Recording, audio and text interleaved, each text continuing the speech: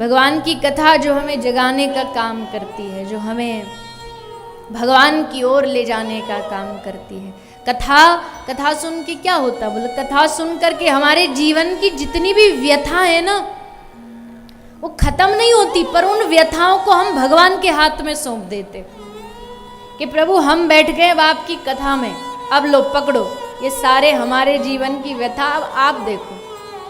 और फिर ठाकुर जी उन व्यथाओं को ऐसा पकड़ते हैं, ऐसा पकड़ते हैं। तूफान आंधियों में तूने ही मुझको थामा, तुम कृष्ण बन के आए जब मैं बना सुदामा। एहसान पर तेरा ये एहसान हो रहा है, मेरा आपकी कृपा से। और नेक जोर से बोलिए ना, मेरा आपकी कृपा से सब काम हो रहा, करते हो तुम कन्हैया मेरा नाम हो रहा। तो अब कथा कहने वाले में तो हमारा नाम भी आ जाता है, कथा कराने वालों में आयोजक परिवार का नाम आ जाता है, पर असल में ये सब कठपुतलियां नाच रही हैं। ना तो किसी की कहने की सामर्थ्य है, ना किसी की सुनने की सामर्थ्य है। भगवान न चाहे ना 3 घंटा बैठे बैठे कान बंद हो जाएंगे, सुन नहीं पाओगे। एक महाराज जी कथा सुनाया करते थे विनोद में कि एक ऐसा ही, देखो भगवान की जब कृपा नहीं होती ना, आया पहले दिन कलश यात्रा में गया, उसने सोचा एकदम सुबह सुबह ठंड का समय था, तो बोला बड़ा उत्साह था उसके भीतर कि हम जाएंगे कथा सुनकर। सुबह 4 बजे नहा लिया ठंडे पानी से, सो कान बंद हो गए और बैठा कथा में, सब हंस रहे हैं, ताली बजा रहे, ये बेचारे इसका कान ही बंद, सुनाई नहीं दे रहा। 7 दिन बेचारा खूब सब काम किए, और जैसे 7वें दिन कथा विश्राम हुई, पहले एक पद्धति रहती थी, आरंभ में भी कलश यात्रा होती थी और विश्राम में भी कलश यात्रा होती, शोभा यात्रा। तो विश्राम में जब शोभा यात्रा हुई तो उसमें फिर आतिशबाजी हुई, पटाखे जले, और जैसे पटाखा जला दोनों कान खुल गए। लो सुन लो कथा, कहाँ से सुनोगे? ठाकुर जी नहीं चाहेंगे ना तो कोई कितना भी प्रयास कर ले, मन नहीं लगेगा। आ भी गए, बैठ भी गए कथा में तो मन नहीं लगेगा। 5 मिनट बैठ के बोला अरे बड़ी बोरिंग कथा है, कोई भजन तो सुनाई नहीं रही है, नचवा तो रहे ही नहीं है, छोड़ो चलो हम तो कहीं और जाते, इससे बढ़िया कुछ और देखेंगे टीवी पर जाके। तो इसमें दोष किसका? दोष उस जीव का नहीं। भगवान कहते अभी इसके क्लास इसकी यहाँ तक पहुंची नहीं, अभी इसके योग्य हुआ नहीं। और अगर कोई व्यक्ति कथा में आ गया, ये भगवान की कृपा, कथा सुन रहा है भगवान की कृपा, और यहाँ बैठ के अगर उसका मन लग रहा है, आहा, फिर तो ये समझो ठाकुर जी ने अब आपको चुना है कि अब तू मेरे रास्ता पे चल, अब तुझे मेरा बनना है। मेरा बनाने के लिए ठाकुर जी यहाँ भेजते हैं कथा में, और दूसरा कोई भगवान का उद्देश्य नहीं। भगवान कहते बहुत भटका दुनिया में, अब आजा मेरी शरण में। बहुत दुनिया को तूने बोल लिया कि तू हमारे हो, तुम हमारे हो, अब मुझे बोल, अब दिल खोल के मुझे बोलने की बारी है, मुझे कहने की बारी है।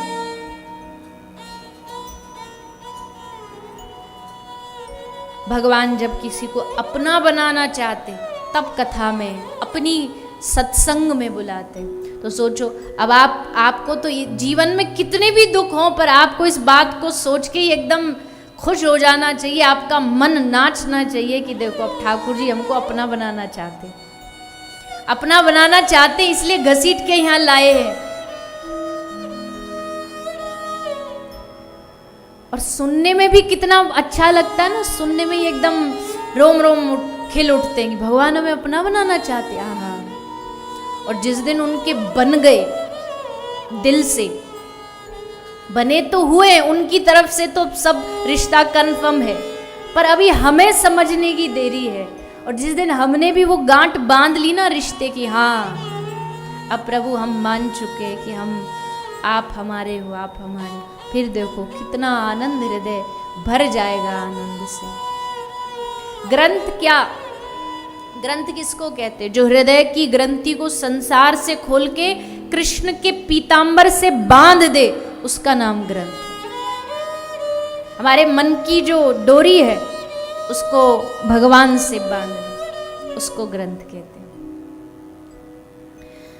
तो यही भाव रख करके कि हे प्रभु, हमारे हृदय में आपके प्रति इतना इतना प्रेम उमड़ जाए, इतना हृदय में आनंद उमड़ जाए, हम ऐसे बन जाएं इस कथा को सुन के कि हम ठाकुर जी को पसंद आ जाए।